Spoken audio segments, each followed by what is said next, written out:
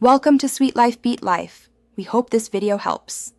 You should start by verifying edit access and finalizing content because the PDF will capture exactly what's in the document.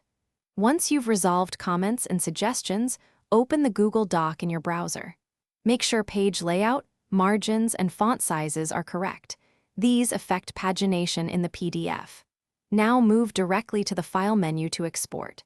Don't waste time on extensions. The built-in export ensures consistent formatting and highest compatibility for sharing and printing. You'll export using File Download PDF document, PDF, because it preserves layout, fonts, and images reliably. After selecting that option, check the generated preview or saved file to confirm page breaks and image resolution are correct. This avoids surprises when printing. If you need a specific page range, use Print and select pages, otherwise the download path captures the whole document.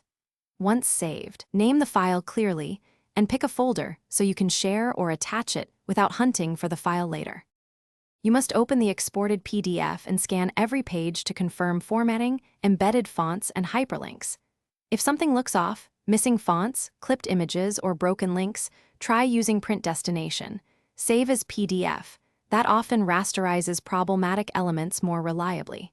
Make sure shared images are fully loaded and you have network access for linked fonts. If permissions block exporting, change sharing to allow download or make a copy in your drive and export the copy. One quick re-export usually resolves issues. Thanks for watching.